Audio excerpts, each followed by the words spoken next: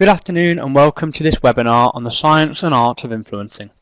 My name is Ben Pollard and I will be looking after the technical aspects of this webinar today.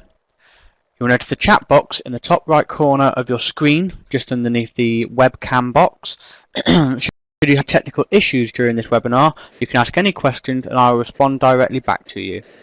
Please can I ask that you refrain from sending messages in this chat box unless they're to do with any issues you are having. I only say this as the chat box can get quite busy otherwise. Your speaker today is Paul Hughes, who is head of the Praxis Centre for Leadership Development. Paul has extensive experience in leadership, management, technical and sales development and is here today to provide an insight into techniques for influencing others. Before I pass you over to Paul, just a final point for the session. You will notice a separate Q&A box in the bottom right corner of your screen. If you have any questions for Paul during the session, please ask your questions in this box. Paul will try to answer any questions as and when they come through, or alternatively, we'll answer them at the end of his presentation. Should we run out of time and he's unable to tackle all of your questions, we'll aim to provide some written answers that can potentially be emailed out after the webinar. So without further ado, I shall now pass you over to Paul and hope you all enjoy the session.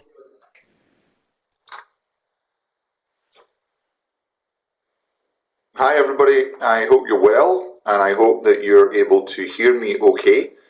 I'm speaking to you today from Cranfield School of Management, which is just outside.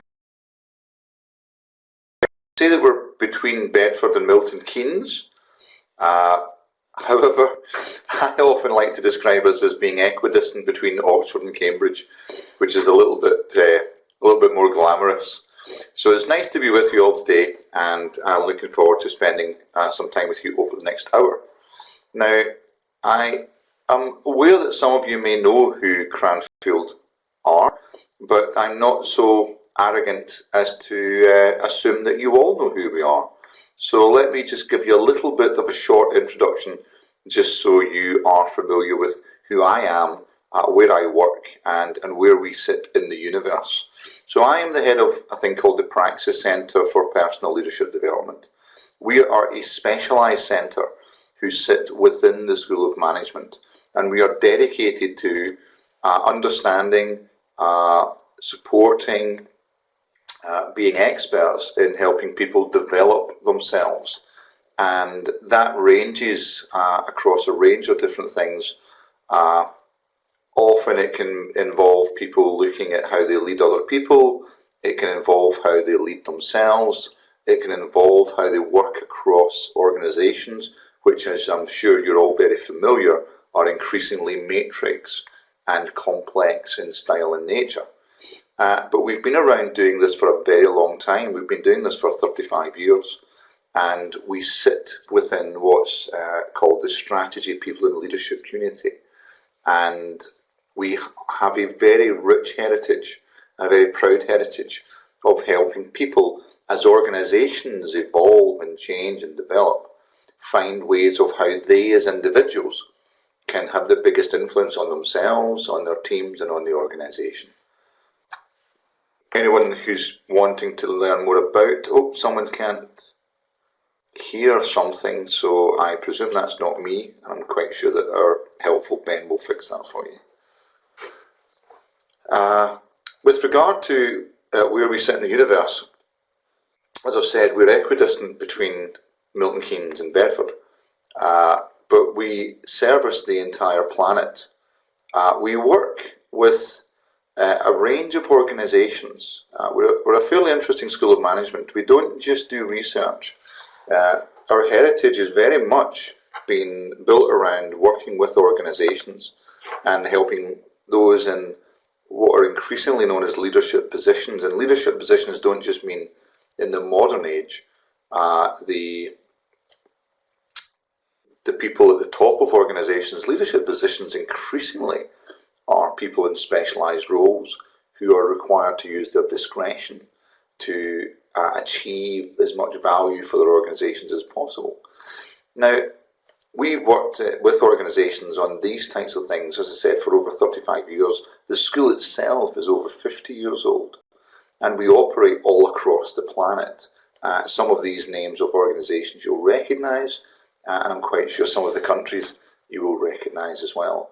We have a very proud heritage in the school. We've got a very strong reputation, not just for academic rigour, but for the quality of the work we do for those we work with. And the FT ranked us in 2016 #1 in the world for global delivery, and we're in the top 10 for in-company programmes. So a little bit of introduction of Cranfield there for those who didn't know who we are, and apologies if it's very boring for those who already were familiar with us and the work that we do. So before we begin, I'm going to have a little bit of an interactive session with you now, just to sort of set the tone, because one of the purpose of this is I was asked to talk with you about influence. But one of the interesting things about influence is, why do we need to influence? Surely it should be fairly straightforward. If you are careful, if you are considered, if you are clear, if you're rational, if you are logical, if you have a solid collection of facts, then why would anyone not listen to you? So what can there be about influence that goes beyond just giving people the information they need? Well, if it was as easy as that, then not only would you not have sessions like this, if it was as easy as that, we would have a very simple planet. But I don't think you need me to tell you that we don't. Influence can be very hard to muster. Let me give you an example. I want you to take a look at the picture on the screen.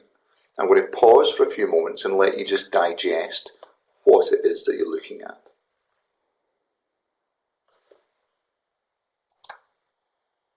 Okay, so if you could use your chat box or your Q&A box, what I'd like you to do is just give me a quick description of what you saw. So over to you. Lovely. So I'm going to take some notes now. So the first description is a maze. What else?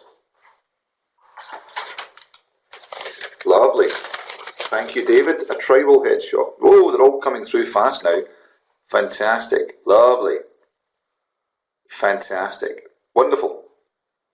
Wonderful. Okay, you can stop there. This is terrific. Wonderful. Okay, let me just, I think you can all see the chat. So let me just put this back on the screen. Thank you, everyone.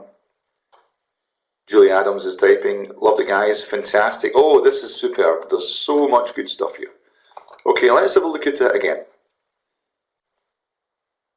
Well done. A blank screen. Very good, Phil. Thank you. Very good. So let's just run through some of these.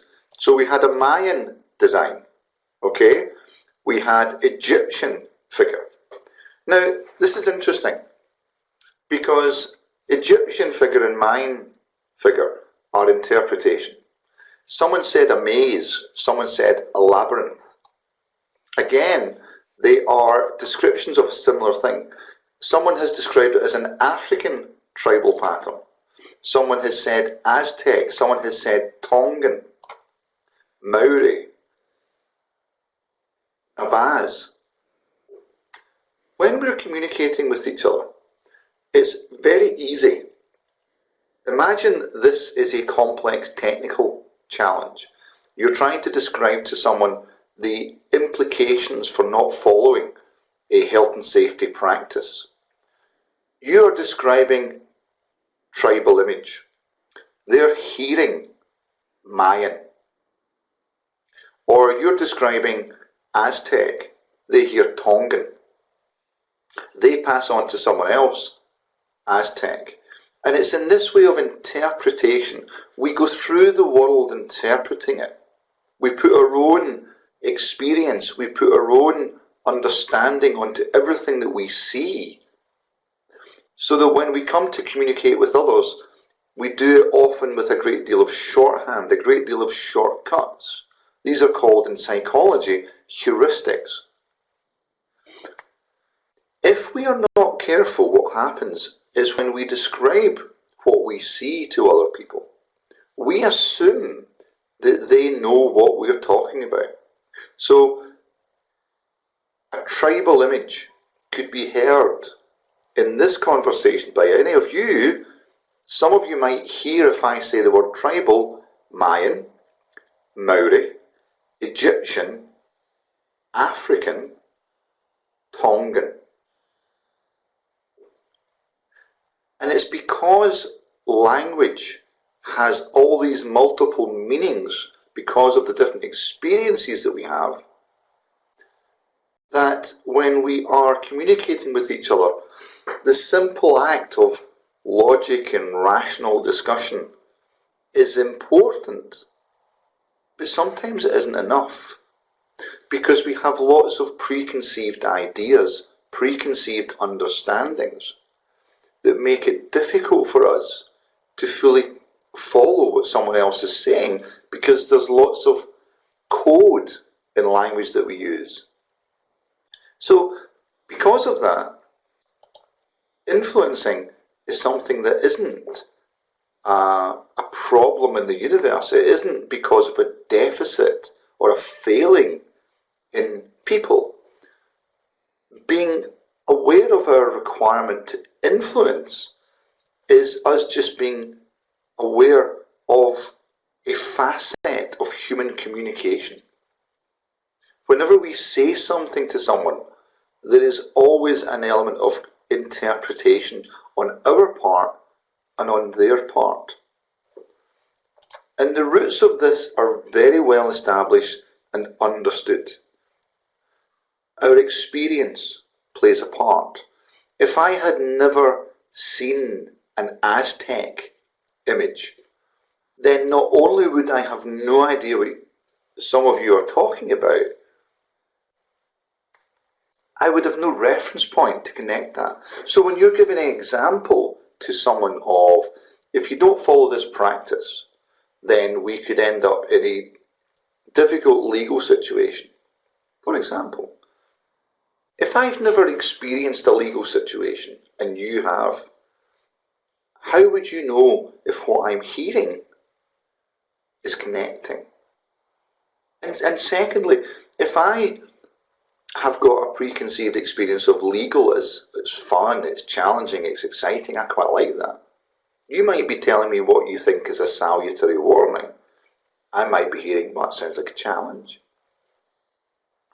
And it's this richness of dialogue between humans, as I've already said. Because of all these reasons, we have experience. Let me just point on these. The experiences that we have, the different biases that we have. There can be different levels of power. So people might feel under pressure to say that they know what this image is, but they might not. Now that we've experienced life together as a group, when we're communicating with each other, we understand that when we talk about this image, that there are multiple interpretations on it. So we are much more comfortable to pause and gather the different perspectives. But what happens if a majority of you form the opinion that it's a Mayan mask, not an Aztec mask? Well, as a group, you could start to pressure other people and make them less confident that it is indeed a Mayan mask. There was a study carried out about 35, 40 years ago in which they asked individuals to answer a set of questions, but those individuals were surrounded by what's called plants, by fake experimentees, fake people in a study. And those people deliberately gave the wrong answers to what were increasingly complex questions. The person in the study was the person who was saying, so, what's 4 by 4? Oh, that's 16. Okay, what's 4 times 5? Well, that's 20. Okay, what's 4 times 7? Well, that's 28. Okay, what's 4 times 9 less 5? Oh, hang on a little sec. And so on. Increasingly complex. Every time the person who was the subject of the study gave an answer, the group around them gave the wrong answer, deliberately so. And what happened is, as things became more complex, the person who was the individual started to change their answers to conform with the group. So the group plays a part in how we interpret and understand things. As I've said, we make different assumptions. We might have different values, education, perspectives, and so on and so on and so on. So my simple message on this is oftentimes we do not have a shared logic with people. That has to be created and developed. And what I want to give you are two tools, two practical approaches to help create that shared understanding of whatever it is we're talking about. And when it, let's be really clear, when we're talking about influencing, things that are very empirically clear don't often require influence so much. It's more about the areas of your work that require interpretation, that require influence. But we rarely have that shared logic, and that makes working together quite difficult. And it ultimately can lead to irrationality and disagreement. So logic in itself is not often enough to either motivate or inspire or even just get across the meaning that we want when we're dealing with individuals. I'm going to make a point now, and I guess to some of you this will feel quite polemical, and I don't mean it to. But in the recent referendum in the UK, I'm not sure if anyone's dialing in from outside the UK, but within the UK we have gone through a process of a referendum, and I'm not going to talk about the result, and I'm not going to talk about the different sides. But as anyone who's interested in influence, and 129 of you have attended today, so you are, I would encourage you to take a critical view of how that referendum unfolded, because it is a masterclass in propaganda and influence on both sides. Both sides carried out some very deliberate tricks designed to influence. And I encourage you, after this webinar, to set aside your own biases, experience, values, judgment, group, and so on. Set those aside. And if you want to learn a lot more about that, influence, have a look at that referendum again and just see how much work went in on both sides to influence your opinion and those of other people. But let's keep it practical today, and let's look at the specifics of influencing in two particular contexts that I think might be useful for you. And building upon this argument that we want to create some form of approach that lets us capture the complexity and richness and ultimately the challenge of people having these differing points of view and opinions. So the first one I want to talk about is with regard to how you influence your team. So whether you're leading a team, whether you're leading a direct team, whether even you're trying to influence people in another organisation or a part of your own organisation, this might prove useful. And after I've covered this, then what I'd like to do is pause, if we've got some time, take any questions that we've got, and then move on to the second session, or second section, where we'll talk about influence within your team and why it's of particular importance. Now, before I carry on, is there any particular questions that people have? Because I'm going to get quite a mix of theoretical and theory and practice, but is there anything that anyone would like to get from this session that, before I begin the sort of practical steps I go into? So if you wanted to take a moment and pop these up, and then what I'd ask Ben to do is perhaps collate them into a short list. But if you can start to think about some of the things you might want to get around influencing your team or influencing within your team, I'll pause for a moment and let Ben collate that, or if I can't read them myself, Ben can help me. Multiple attendees are typing, that's a good sign.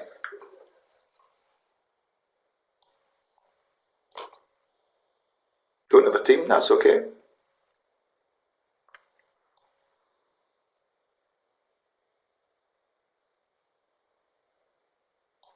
Okay, so the teams are remote. Let me make a note of that.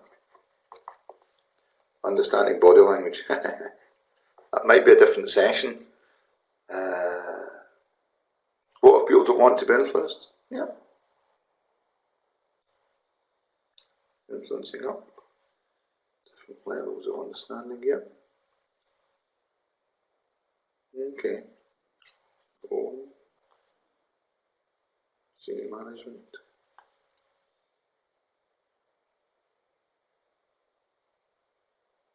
Okay, across countries. Stubborn. Scandinavia. Okay. Lovely. Okay, folks, that's really good. How to deal with team negativity. Yeah, influencing the skeptic. Influencing the real environment. Okay, lovely. Super. That's quite a lot, folks. So let me just get you to pause for a second. I'm going to ask Ben kindly now to collate these for me into perhaps some themes. Sorry, Ben, making you work in the background. Let me try and talk to as many of these as I possibly can. There's quite a lot of you in the call. We've only got a limited amount of time, so apologies. I'm going to be unable to make all of you happy, if any of you. So apologies in advance, but I'll try my very best. Okay, lovely. Influencers are more experienced. Okay, let me give you a quick general piece then. The things I'm going to talk about are general points of influence. Now, you can use these with your team. But these principles, and they are extremely simple, and Ben will make sure that the slides are put into a PDF form and sent out to you afterwards. The principles are really simple, but I'm going to talk you through how they work and why they work. And they work whether you're influencing across, whether you're influencing down, but they would also work when influencing above. But they'll take practice. Let me be really clear. We teach this program in a day, but we are with you for an entire day. I have you for an hour. So if I can help some of you in an hour, that's fantastic. But I am not going to overpromise that I can change any of your lives within an hour. But I can certainly set you off on the right journey. So what are these different pillars? What am I talking about? Well, understanding influence is not a new concept. Aristotle talked about it over 2,000 years ago, and he identified 3 key pillars of influence, and they are as relevant today as they were then. The first one is logos, and I'll put a slide on in a second that gives these details, but let me just give you a quick overview. Logos is the idea that something has to make sense. Okay, so for example, Philip has just popped in, getting across the real consequences of not complying with health and safety. Well, there's a logical argument there to be made. Here are the facts and the figures. So if you do not do this, here is the logical consequences of what it could mean to you. Here are the ways it could happen. So that would be the logical argument. And that might go across to management, whether managing above, whether managing below. But the first pillar of influence is making sure that you have logical coherence. It has to be logical. And that's where the facts have to be strong. And you have to be strong in your facts. Let me give you a really practical piece of advice. If you want to logically influence someone, have the numbers ready. And hint, numbers. People find numbers terrifying, and they're a great way of cutting across cultural barriers and cultural differences.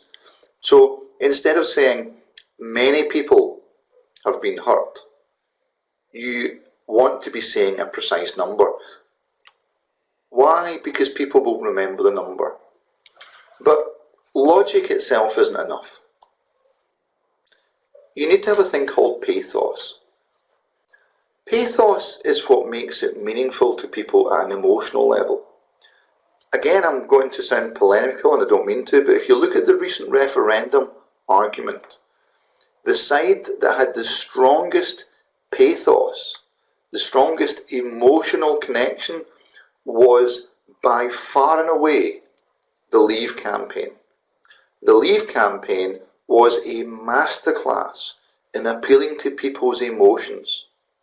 Take back control is genius. Take back, so we have lost. That appeals to people's emotion. We once had, now we've lost, so we're taking it back. Very clever. Control. Control makes you feel powerful. So that phrase is not only memorable, but it was designed, and deliberately designed, with this science behind it. It was designed to be emotionally resonant to the audience. Take back control. But the final one, so whatever influence you want has to have resonance. So let's go back to the example where someone said about the consequences of health and safety. The consequences of not following, not being prescriptive, as somebody has said. 67% of accidents are caused by people in the workplace. You as a manager want to paraphrase, you want to take control of those outcomes. And for you to take control of those outcomes will make you a stronger leader in your workplace. There's an emotional appeal to people. Another emotional appeal could be 75% of these things lead to bad outcomes. Think of the effect of one of your employees of losing the ability to support their family. Just think about that for a second. That is an example of pathos in your argument. So you've taken the first pillar, the data, the logic, the numbers, the rational, but just by creating that wraparound of just think about the consequence. Think about how you would feel telling that person's family about the accident. Think about how you would feel as a foreman having to explain to that man's daughter why he can no longer provide for her to go to university. That's pathos. That's an emotional appeal. And think about layering that into your arguments, because it does connect with people at that emotional level. The last part is ethos. Ethos is about your level of credibility. It's about your level of confidence. It's about the gravitas. For example, some of you will be very well qualified, if not all of you will be very well qualified. That is really helpful. That's ethos. I speak from authority. But another form of ethos is experience in the context of what you do. Not only am I qualified, but I have experienced this situation. I have been in a situation, Mr. Operative, where someone like you has had to have that conversation with that man's daughter. And I can tell you from my experience that that was a most unpleasant situation. That's quite a powerful thing. So if we think of the example, logos, there's the logic.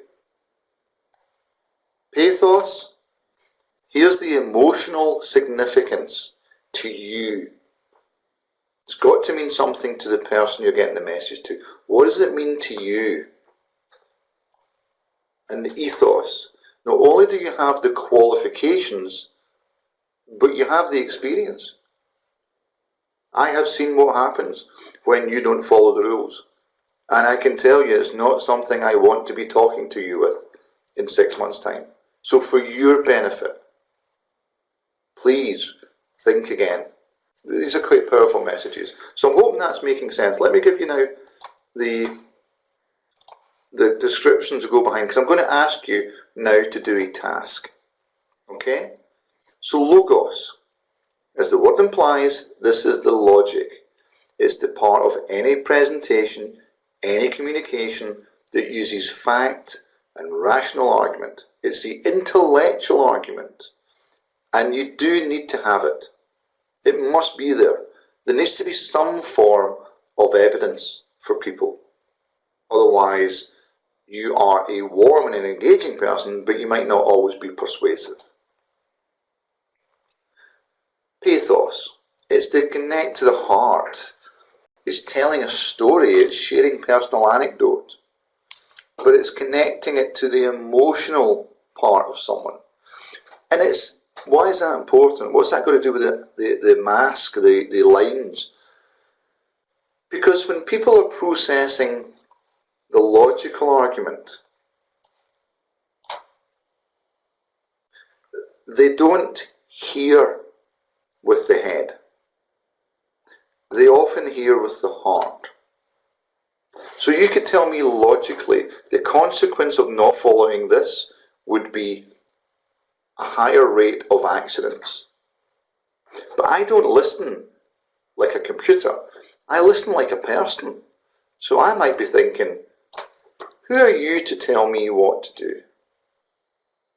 Who are you to come to my job and tell me what to do? That might be my emotional response. It might be, I'm scared. Because what you're saying is making me really nervous that I don't know what's happening. Or, I don't have the time, I'm too stressed to worry. There could be a million different reasons. But people don't listen with the head. They listen with the heart. They listen at an emotional level. Even you, right now, are listening to me at an emotional level, not at a logical level. Just as I'm taking part in this, I'm very conscious of my message. I'm very conscious. I'm trying to convey it in a way that has significance to you. And I encourage you to do the same. This is from a colleague of mine who works in my centre, has done for, 15 years. And this is his work. He's done some fantastic work in developing this model, Alexander Mackenzie. And if you would like more of this, please come and spend some time in our one-day program with him. The last part is ethos. And this is the bit before you can convince me. So logic will get my attention. Pathos will get my interest.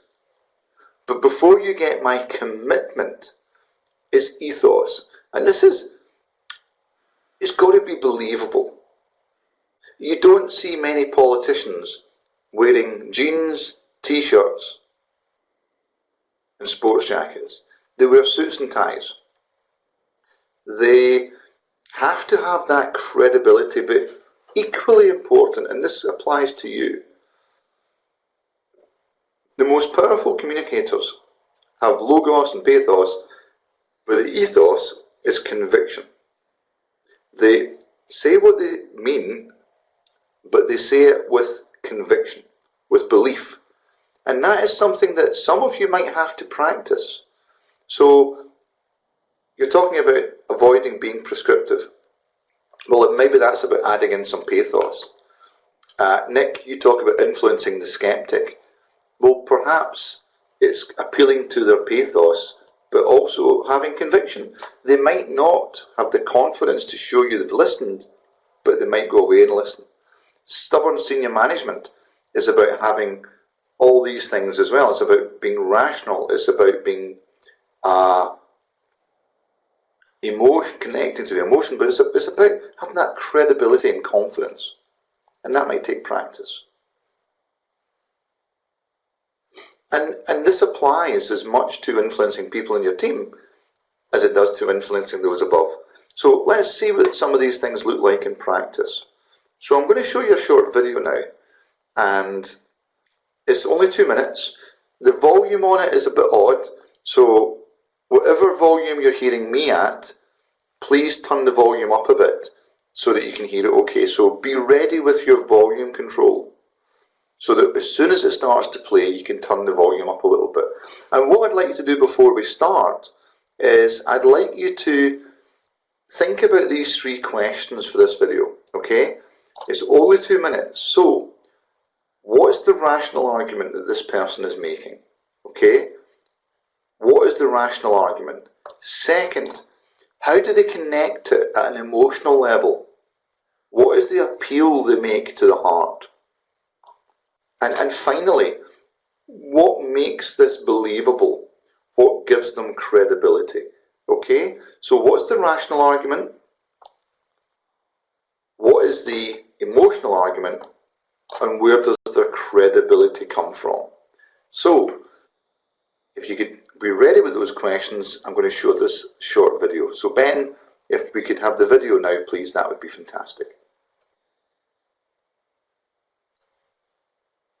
But why, some say, the moon? Why choose this as our goal? And they may well ask, why climb the highest mountain? Why 35 years ago, fly the Atlantic? Why does Rice play Texas? We choose to go to the moon. We choose to go to the moon in this decade and do the other things, not because they are easy, but because they are hard. Paul, just to quickly interrupt, I'm going to start this again. Could I just ask, could you just mute your microphone? Of course. Of the video. Could it just that we can hear your we can hear it playing back ever so slightly later? Is that all right? I'll start the video again now. But why, some say, the moon? Why choose this as our goal? And they may well ask, why climb the highest mountain? Why 35 years ago, fly the Atlantic? Why does Rice play Texas? We choose to go to the moon. We choose to go to the moon in this decade and do the other things, not because they are easy, but because they are hard. Because that goal will serve to organize and measure the best of our energies and skills. Because that challenge is one that we're willing to accept, one we are unwilling to postpone, and one we intend to win, and the others too.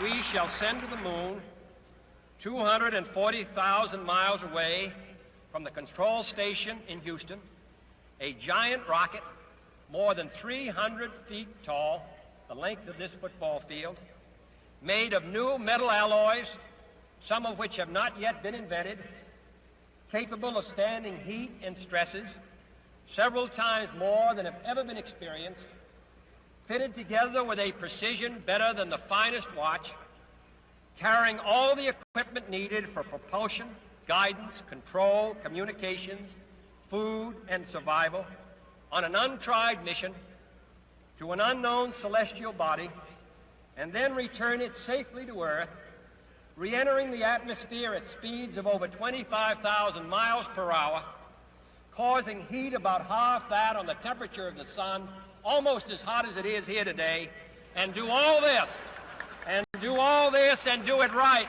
and do it first. Before this decade is out, then we must be bold.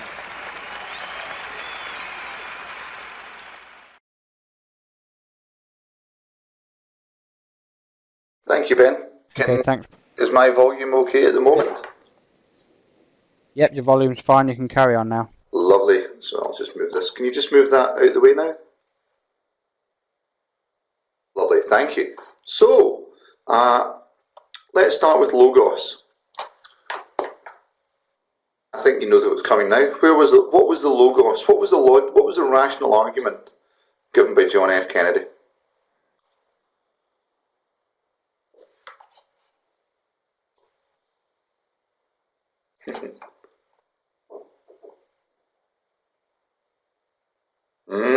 Yep.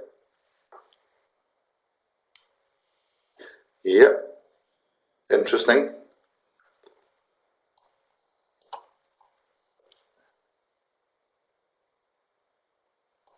Yep. Very good. Yep. Interesting. Okay. There we go. Mark, if you can all stop now, because Mark's got the right answer. Okay. So if I can just pause you there, so everyone just step away from the typing board. Thank you. Good job. Thank you, everyone. This is a long clip.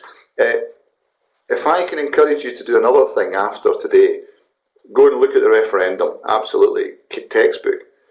But I would also look at this speech. It's 17 minutes long, and you will learn as much about how skilled a politician John F. Kennedy was, but also the science of influence.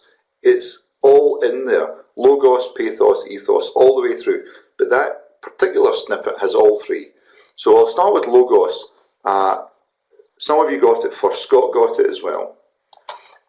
The logos in the argument was to be first. That's why we have to do it. The logical reason for doing this is to be first. Okay? We have to do it because it's first. And then there was an extra layer of that some of you got, which is good, about here's the facts and the evidence. We are going to do this first because it's logical to do so, because it makes a lot of sense as a country. And there's a pathos in there as well, but I'll come back to that. But I'm going to do it to be first. And then he gives all this lovely, and the rest of you got it, he gave all the lovely description of it'll be 300 feet tall, it'll be this, it'll be 240,000 miles. He gave a logical list, which was not just logos, that was ethos as well. We're going to do this. It's going to be wonderful. We're going to be first. And you're all sitting in the crowd. They're all going, yeah, that's really interesting. Yeah, how are we going to do that, John?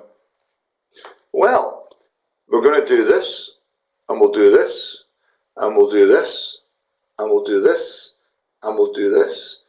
And his list goes on and on and on.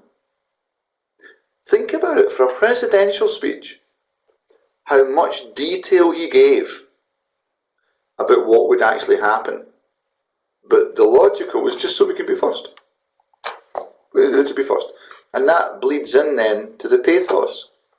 What was the pathos in the argument? Where did this pathos come from?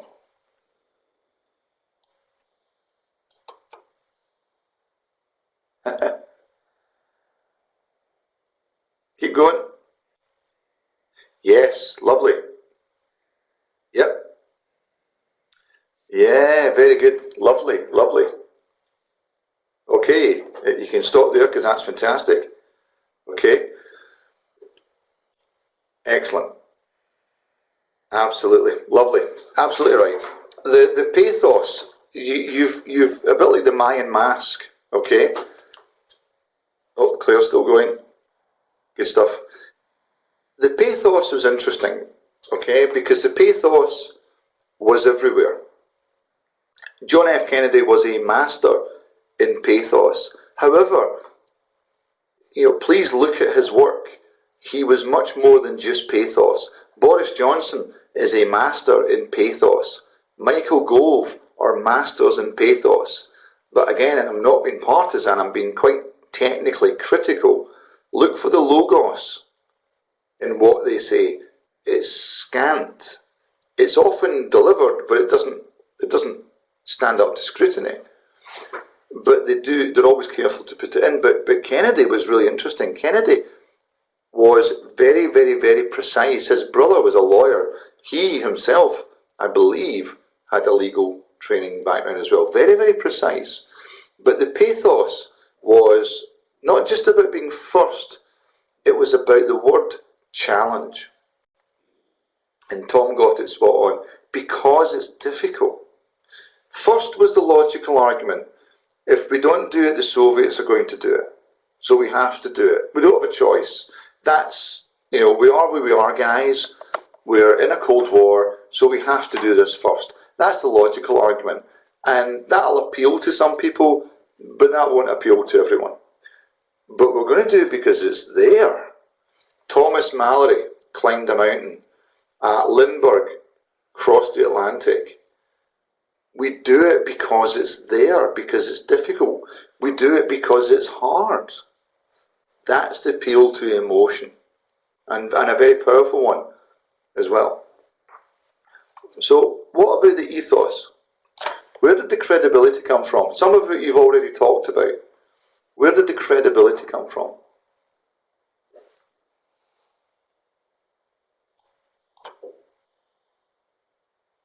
Yeah, very good.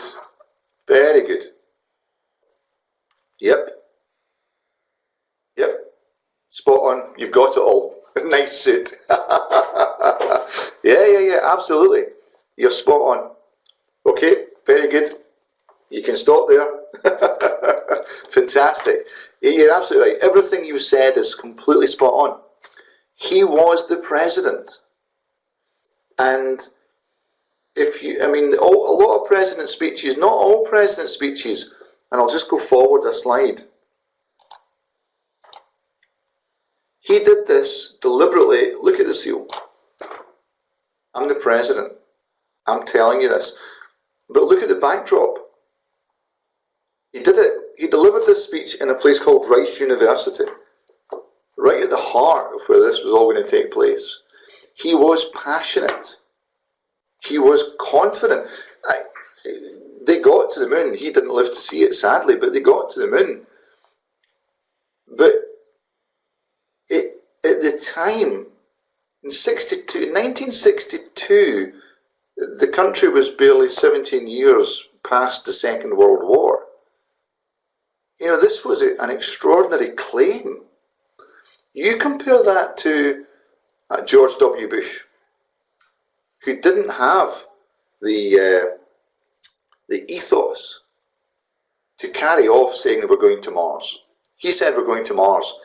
There was pathos in it, but there was zero logos, and there was zero pathos. It was ethos. There was no ethos. There was no logos. So it didn't work. There was lots of pathos. We've got to be great. We've got to be fantastic. We've got to be wonderful. You're fantastic, George. How are we going to do that? He didn't have an answer. He didn't have the logos, and he didn't have the gravitas. So it doesn't mean that you have to be the president. It doesn't mean that you have to be the president. If you want that ethos, though, and I'm going to choose what Claire said, the position is useful, and you have ethos. You are experts in what you do, but what you might have to do more of is help people connect to that expertise. And your credibility, as I mentioned earlier, could come from helping people connect their worldview to your expertise.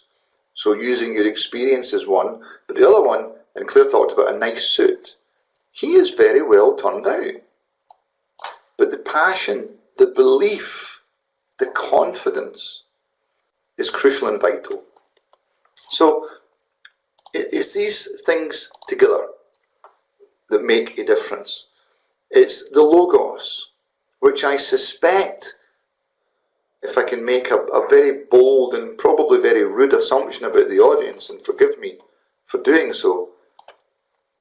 Yeah, sorry, David's just put a really important point. Absolutely, David Brierley. Reagan did similar with the Star Wars project. Absolutely correct.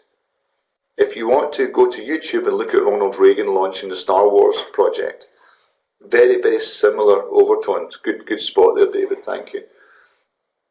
But think about the logos of your argument. If you want to influence above, beside, below, what's the logical argument? How will this lead to this, lead to this? The size of the rocket, the trajectory, the distance, the time, where it will happen, when it will happen, the materials involved, the time involved. What's the logic? Then, what's the pathos?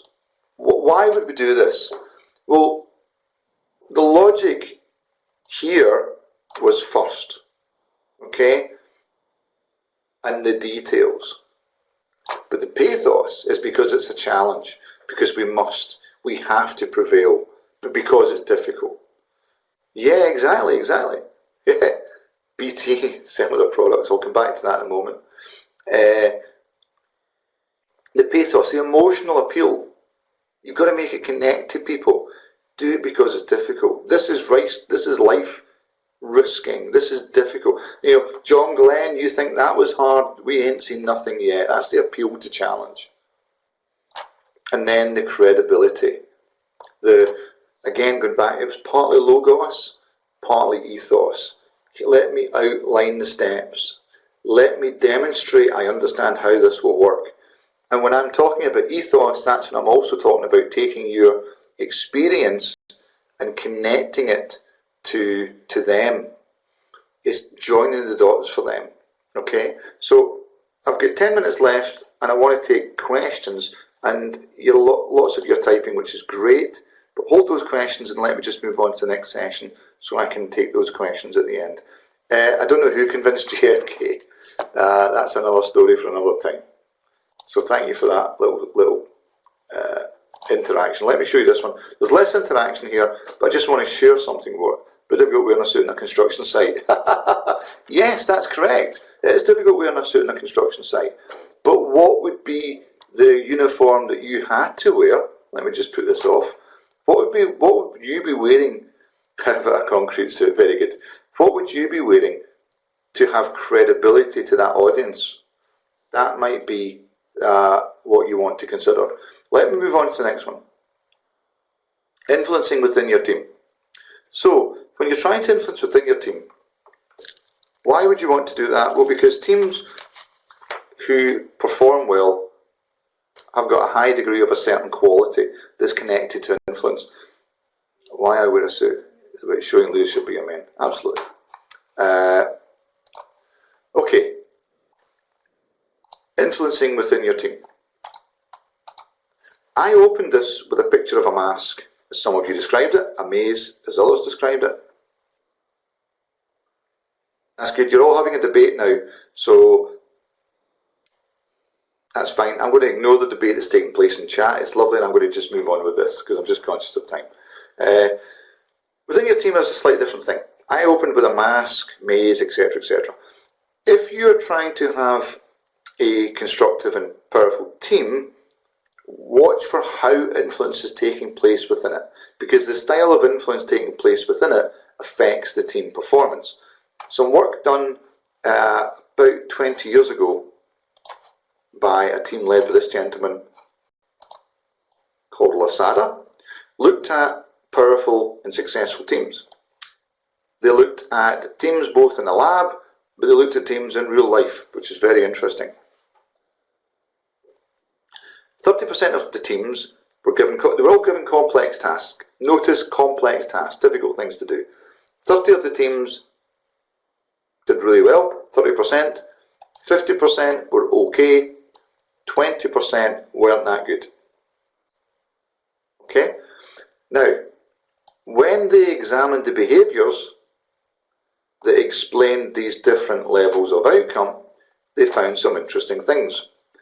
They found there was a variation in demonstration of interest in self versus interest in others. There was a difference in people who inquire versus advocate. Let me give an example. Inquiry is where I ask you. I try and engage you. I try and involve you in a dialogue. I don't just talk at you. Advocacy is where I just tell you what I think. Let me tell you. And surprise, surprise, there was a difference. And positive expressions versus negative expressions. Positive is just where we're just warm to each other. Negative is where we're not warm to each other. Now, when you categorised, involvement is key, absolutely. When you categorise these different behaviours, they found that different teams behaving in different ways, but using these behaviours, you could account for why they were getting different performance outcomes. Let me give you some nice data, some logos. So teams that were languishing, surprise, surprise, surprise. There was a lot of telling, often yelling, and not a lot of asking. There was little interest in others, huge interest in self. You could be talking about most of our political parties in the UK right now talking about this. And finally, there was very little positive, an awful lot of negative. Surprise, surprise, when they're trying to influence each other using these three styles, or using these three styles to examine how the influence is taking place, you get low performing teams. A languishing team looks like this. Okay? They're coping. They're not doing that well. There's a bit more inquiry. There's a bit more interest. But look at this. This is interesting. If you were watching these people, you might think they're getting on much better. The banter would be good. The warmth would appear to be genuine. But as Derek has said, they might look good, but under the surface they might not know each other really well. And surprise, surprise, the teams that are doing really well, you wouldn't spot that positive expression so much more than the other team. It would look a bit better. And they're not selfless, there's still some interest in themselves. But the key difference, and Derek makes a point really well in the chat, is they know each other. And they know each other because they ask questions about each other.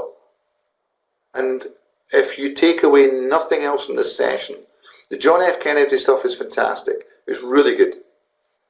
But if you take away one little piece of advice, get to know people. Get to understand them. And naturally, they will start to listen to you because you've taken time to listen and understand them. And honestly, folks, sounds really basic, and it kind of is. It's really hard. It's really hard. And there's your lovely little scientific overview for you at the end. If you want a languishing team, they ain't talking to each other much. Okay? They are just talking at each other. Coping teams are doing more, but be very aware a coping team will look better than it actually is. You will think they're great, exactly the England football team. They will be warm to each other, but there's a genuine connectedness that's important. And if you want to know the secret of influence, it's inquiry over advocacy. And I'm going to pause now because I've just run over time a little bit. You don't have to applause at this point, but I've got a few minutes if you'd like to ask some questions. Thank you.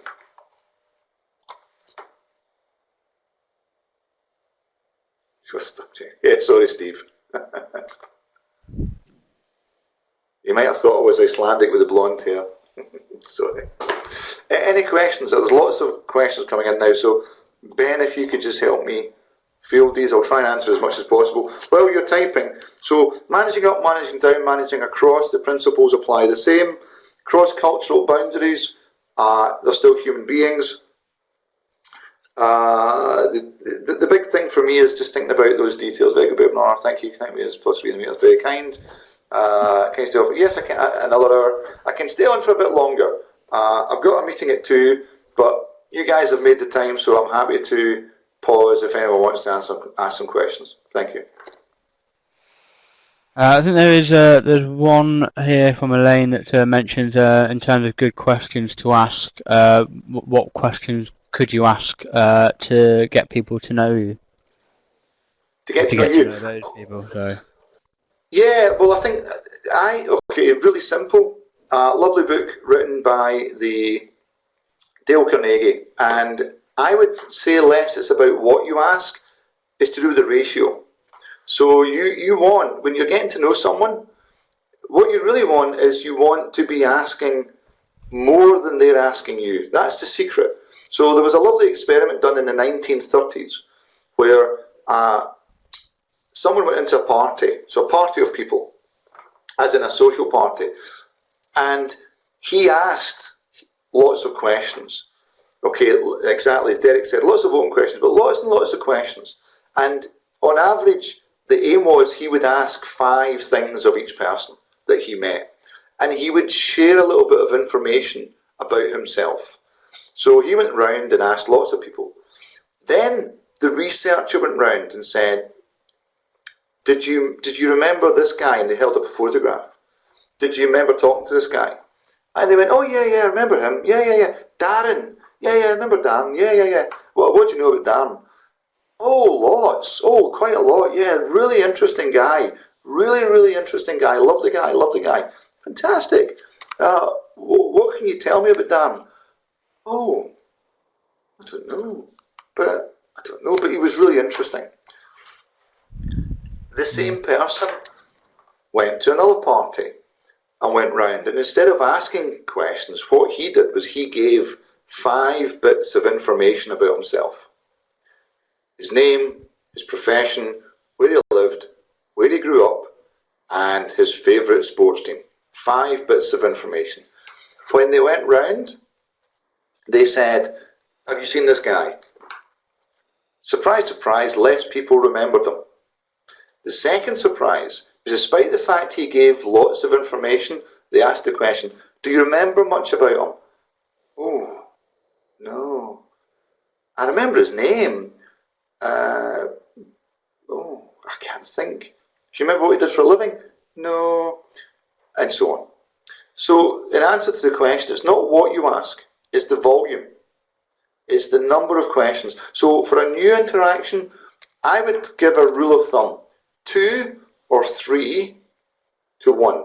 You want to acquire 2 to 3 bits of information about them for every 1 bit of information they learn about you. That would be my simple rule of thumb. And then just be yourself. Next question, thank you. Okay, brilliant. Paul, just a couple of things. A couple of people have asked what the name of the book is that you refer to, and whether also you would be able to send on the book references at some point. You can perhaps send these on to me, and I can forward them on to everyone via email. The book I'm going to read, well, that book I've just mentioned there is called How to Win Friends and Influence People. It's ancient. It was written in 1935 by Dale Carnegie. You'll get it on Amazon for a penny. For 1 pence. Dale Carnegie. D-A-L-E Carnegie. C-A-R-N-E-G-I-E. How to Win Friends and Influence People. If you go to Amazon right now, you'll buy a copy for 2 pence. It's cheap as chips. It's a boring read, but it's a really good simple one. The other thing I would recommend is there's a lovely YouTube webinar. It's 9 minutes long. It's very, very simple. It's additional material to what I've shown you by a guy called Robert Cialdini. So if you just go to YouTube and type Cialdini, C-I-A-L-D-I-N-I, and influence, and there's a lovely thing there. 667, there you go. And answer the question, yes, it ties into empathy. Yeah. So, but there's lots of stuff on this. The key principles, and you're doing the message, logos, ethos, pathos, heart, head, credibility. Heart, head, credibility. When you want to have influence, inquiry over advocacy. Anything else, knock yourselves out. Okay, any other questions? There are a couple. We are running out of time, so what we'll do is we'll just do a couple more. I will compile a list of any other questions that come in, and perhaps I could pick your brain via email and forward written answers to people afterwards. But one question here that I think is actually quite interesting is what would you consider to be the most important factor in influencing behaviour on your team? Okay, three key things. Do your team, have you a shared vision? Okay, let me go back a step. What makes it a team? That's the one. What makes it a Derek? That's the book. Yep, it's a good one. It's a hard read, isn't it? I mean, 1935, so it's going to be old, okay, but it's okay. It's good, and it's also free on YouTube. Do the YouTube one. Team. First of all, do you have a team or a group? If it's a group, it's a collection of people. A team have a common purpose, and everyone knows that common purpose. So, number one, clarify that the team know what the common purpose of the team is. Okay? That can be assumed, and don't assume it. It isn't always understood. So, what's the common purpose of the team? Second, mastery.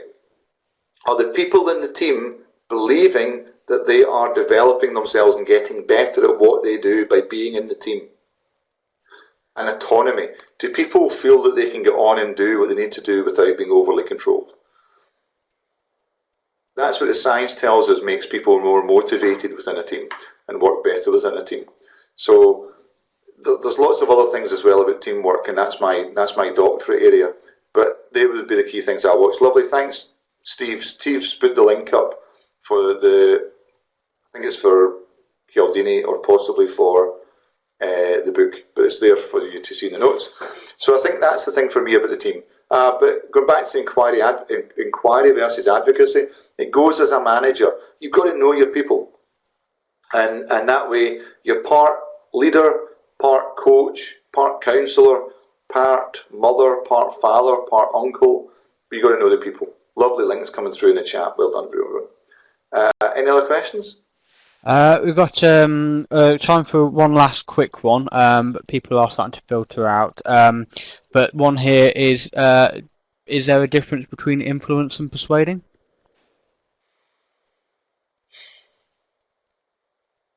Yeah, I think persuading is more difficult. Persuading is much more about taking somebody's position and trying to change it. Influence is about just making the most of the dynamic that you already have and trying to make people mould around what you want to achieve as much as what they want to achieve. Persuasion is a little bit more difficult. The Cialdini stuff I've talked about is good on persuasion. There's another textbook and style and methodology called Getting to Yes by Fisher, Urey and Payton. It's ancient, it's about 20 years old, Harvard professors. It's good stuff. Yeah, nice point from Bill Brown. Anyone wants to read the comments, that's really good. I like that, that's really helpful. Thank you, Bill. Yeah, persuasion is much more about changing someone's position, and that's difficult. That's harder. And I would say that that's something that requires a particular focus and challenge. It's more difficult. Brilliant. Okay.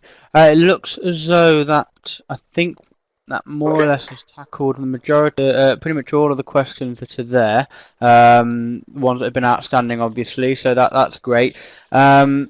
Obviously, it's a telling sign that we're overrunning, and we've still got many people sat in the chat room, which is obviously, like myself, I think a lot of people felt that this had been a very thought-provoking and very informative talk. So I would like to thank you, Paul, for taking the time out of your schedule to come and deliver this talk for everyone. It's been absolutely brilliant. I've thoroughly enjoyed it myself as well. For those of you still listening, just to say something, Ben? Yeah, sure, go for it. Sorry to interrupt. Just for everyone's benefit, there's some really good material in the chat, and I'm not saying the thank you, Paul stuff. Thank you, folks. You're very welcome. Thank you too. But there's some really good comments being made by those who have participated in the chat, and some really good advice from them to you, to each other. And I would say there's an awful lot of skill within the group. So keep talking to each other. A lot of you know what this is about, so talk to each other. There's a lot of evidence you're doing a lot of good things. Sorry, Ben, thank you. No, that's perfectly fine. That's brilliant. And you are, of course, correct. That's one of the whole reasons why we do these sorts of webinars, so that people talk amongst each other. So that is great. For all of those listening, you will actually be able to see and hear all of this because we have recorded the session, and that also includes all of the chat comments as well. So you will be able to review this at a later stage as many times as you like. This should be available on the Construction Group's microsite at some point tomorrow. As well, I will also be supplying a PDF version of Paul's presentation to go with that, and if there were any of you that struggled to listen to the video earlier, I'll supply the link to the video too, so that you've got everything that you need.